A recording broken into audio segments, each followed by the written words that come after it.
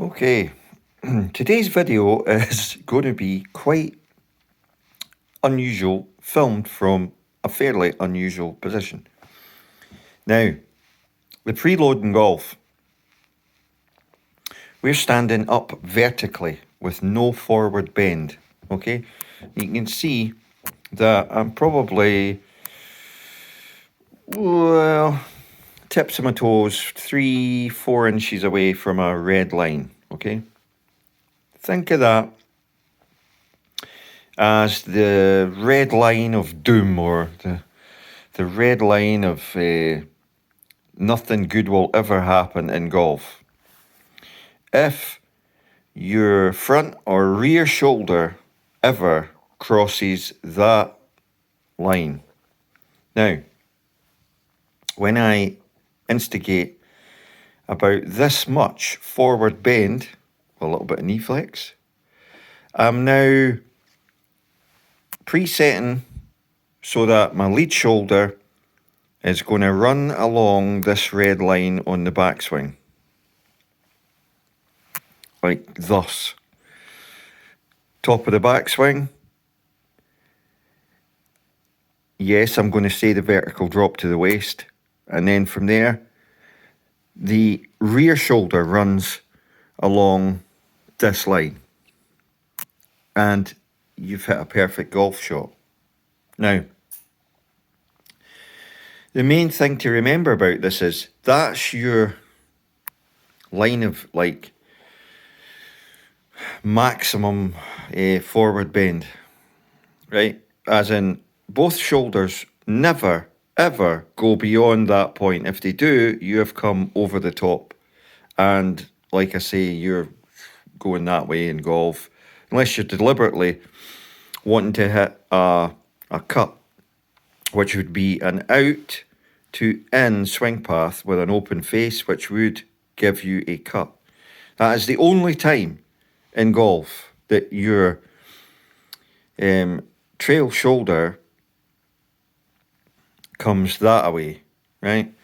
This basically will help you on the range because your ball's going to be out here somewhere. But if you, out the corner of your eye, can track this, make sure you're in the preset position with your shoulder, it runs along. And then when you get to the top, hands drop to waist high. And then from there, this is running along and out. This also means that this is your limit here. Your limit on this side is all to do with how much body flexibility you have. And here's key, how much rotation you have. The more, as you can see, my camera is lined up with my body. Now, if I swing through and really rotate through, you'll see that with my body, it rotates through, so the belt buckle and your chest is pointing towards the target at the finish. This is perfect. And also, your trail shoulder is now on the line, right? So it rotates back to square, rotates onto the line there. But you actually are facing, if you like, away from the target. Belt buckle as well, because your pivot works both ways. Remember what we were talking about, the X factor, where the X, if it's drawn through your body, goes straight through your groin, straight down through to this knee. And the other side of the X comes from this knee, straight through the groin, up to the other trail shoulder. So you've got an X. And then it's a simple case of turning the golf swing into a walk. Walking forwards on the backswing and walking forwards on the follow through. Okay, but forwards with your left leg on the backswing and forwards with your right leg leading on the downswing. Now, it's up to you how you train your feet.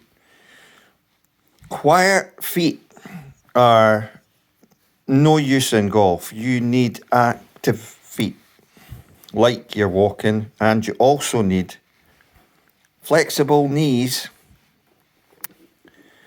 You'll see when you bend with your toes slightly out that your knees go from close together to wider. This is what you need, as well as the movement that we're talking about here. The more you can instigate the ground force, the more you'll engage speed in your golf swing. I know this has been an interesting view of a golf swing, but too many people focus on the wrong areas in golf. Hands being one of them, because where your hands are is really irrelevant once you've got the speed from the waist. The throw and the centrifugal force takes your hands into the body and the club goes out. The club's out in front of you. So for you to try and resist that force, you're killing your swing by fighting against physics and force, centrifugal force. So you want to use this. Now, where people go wrong in golf when they're on the range is they'll get too close to this line, or they'll have it at their toes here, or they'll have it behind them. You really want it about there.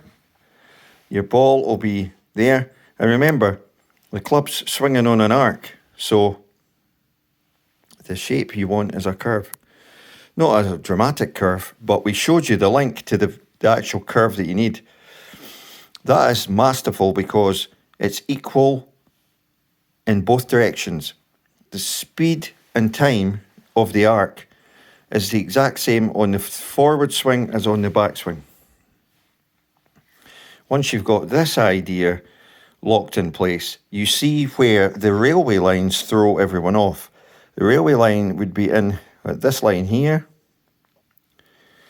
and then the ball line, depending on the club, would be here. That's the flight line. So you have a gap between the two. But with a little bit forward bend, it's about that much. You're now on line to drop and line to drop, but you can have as much this way as you want, but this way and here in this zone, that's dead. The only thing that comes there, your hands don't pass this either, this red line. Your hands track on there. The club's the only thing that passes that red line. The club head. Once you know that, you've got your kill point here, and your vertical kill point is your lead leg up here. 2 kill points. Once you've set them, then you are golden for golf. Thanks for watching. I know it's been a bit of a different viewpoint, but I don't think enough people look at this from this perspective, i.e. the golfer's perspective. And we'll try and do this on the range when we get time. Channels all for charity, Macmillan, Help the Heroes and Shelter UK.